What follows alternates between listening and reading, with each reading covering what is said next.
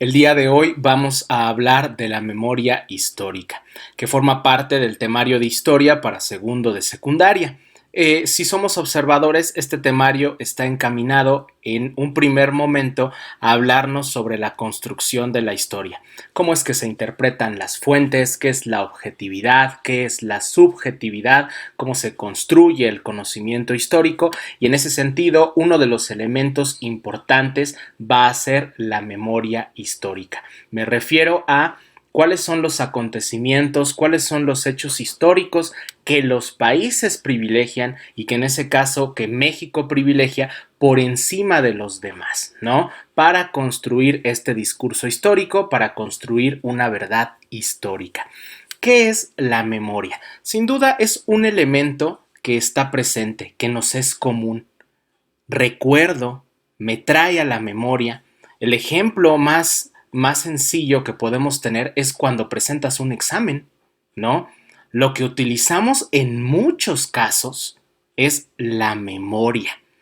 Tengo los datos, tengo las fechas, tengo los elementos que estuve estudiando y que el día del examen me sirven para contestarlo.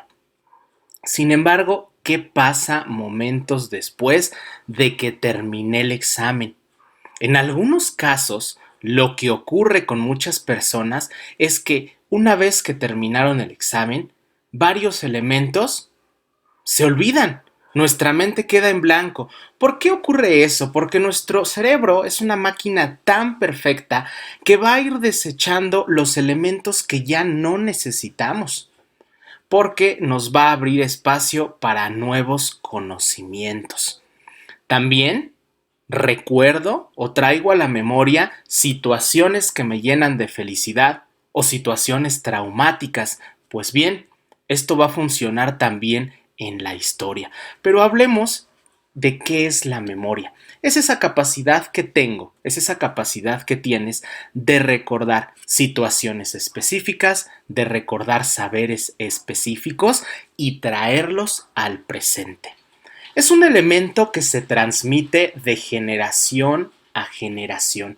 Y si hablamos de la construcción de países, de estados, si hablamos de la historia de México, si hablamos de la historia universal, es un elemento fundamental. ¿Por qué? Porque le ha permitido a la humanidad sobrevivir.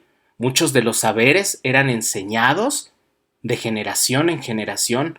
Muchas de las actividades como la agricultura, como la ganadería, en un principio pues no se enseñaban con un manual y en algunos casos todavía no se enseñan con manuales. Las conocemos, nos las enseñan en la escuela, pero son prácticas que se van enseñando, que me quedan en la memoria y que, te vuelvo a decir, van a ser fundamentales para la construcción de la civilización.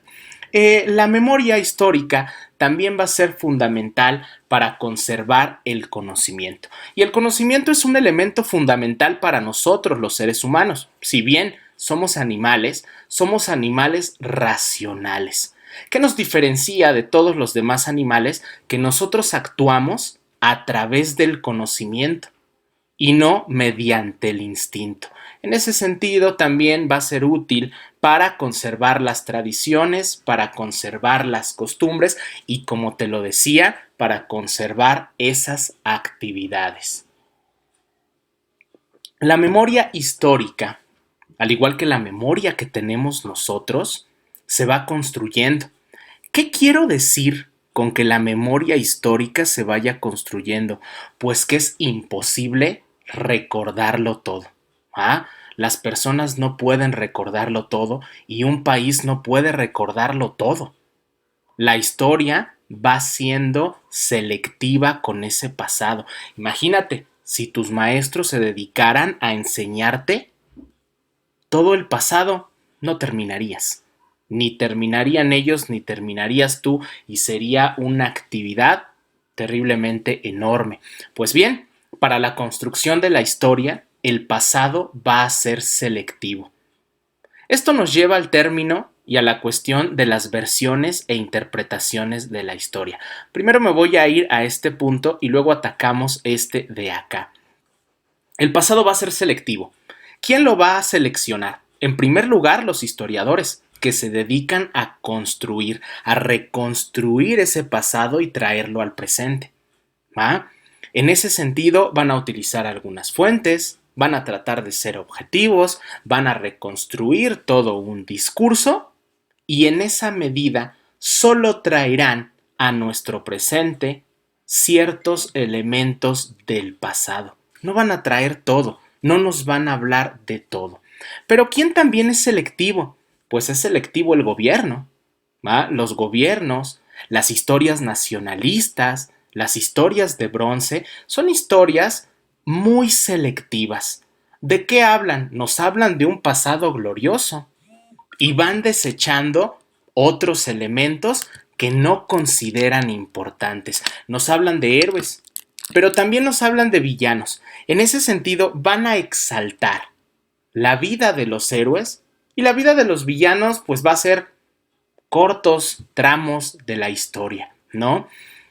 También los pueblos, los gobiernos, nosotros los seres humanos, vamos eligiendo qué pasado contar, vamos eligiendo qué elementos vamos a seguir teniendo en la memoria.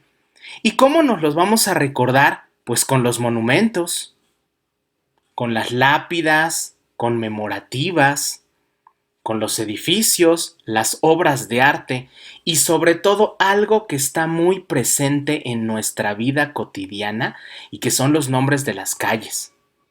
Una enorme cantidad de calles tienen el nombre de Benito Juárez, de Francisco y Madero, de Zapata, de Villa, de Carranza, héroes sin duda de la Revolución.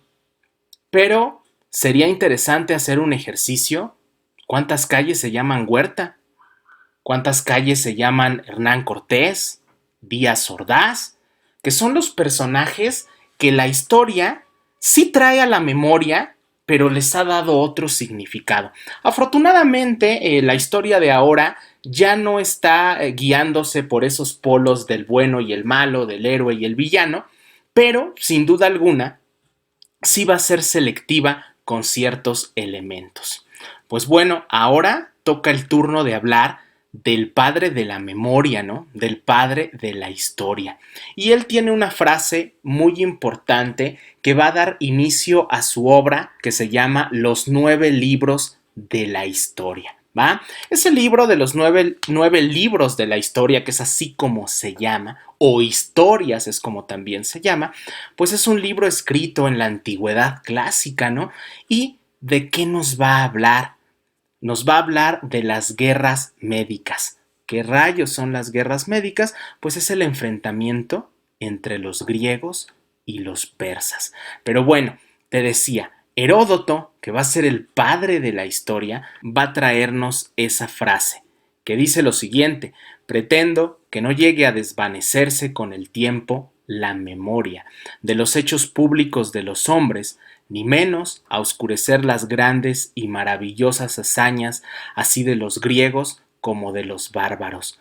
¿Cuál es la finalidad del llamado padre de la historia? Pues evitar que el tiempo borre esa memoria, para que no perdamos la memoria, para que los acontecimientos que se han hecho en el tiempo, para que los sucesos queden, pues existen los historiadores y los historiadores se encargan de escribir estos elementos. Pues bien, el primer historiador, que va a ser Heródoto, va a hacer eso, ¿no? Va a buscar rescatar la memoria. Y sí, su obra, claro, que va a estar infundida por esta idea de hablar de las grandes hazañas, de hablar de los grandes hombres, pero va a ser una historia que va a ir cambiando. Lo importante de rescatar y lo importante que tenemos que rescatar de Heródoto es que es un sujeto que busca, que sabe que la memoria se puede borrar, que la memoria se puede perder, pero que va a ser fundamental en la construcción del presente. Y es por eso que este sujeto decide escribir su obra llamada Historias. ¿Cuál va a ser la metodología del padre de la historia? Pues en primer lugar va a recurrir a la observación personal. Es decir, él va a hablar, nos va a narrar lo que él observe, los lugares que él vaya observando, las costumbres que tengan las personas. Pero él ya nos habla de un uso de las fuentes. ¿Qué son las fuentes? Son los testimonios, son los documentos que el historiador tiene que interpretar, que el historiador tiene que leer para generar y para reconstruir ese pasado. En ese sentido, pues, se va a referir específicamente a tres, a Homero, a Esopo y a Esquilo, para poder complementar su historia. Y, en último punto, él va a recurrir a los testimonios orales, a lo que la gente le cuente, a lo que la gente le cuente según lo recuerden, según lo traigan a la memoria. Y él va a decir, perfecto, esto que me estás contando, esto que tú recuerdas, pues hay que dejarlo por escrito, para que sí, esas grandes hazañas de aquellos a los que llamó griegos, y los que no eran griegos eran los bárbaros, ¿va? Eran todos los demás, pues va a dejarlas escritas, las va a dejar consignadas. Y en este punto hay que detenernos. Heródoto sí va a llevar a cabo un registro de las fuentes, las va a ir juntando, pero uno de los elementos más claves es que él va a recurrir a una palabra, va a decir según, ¿no? Esto va a ser importante. Él va a decir, según los persas ocurrió esto, según los bárbaros ocurrió esto otro. No se va a aventurar a decir esto pasó de una manera determinante. No se va a detener a decirlo, esto fue lo que ocurrió. Sí les va a dar crédito a esos sujetos, también como un elemento que va a empezar a utilizar la construcción de la historia. Espero te haya sido de ayuda. Nos vemos, te mando un saludo, cuídate mucho.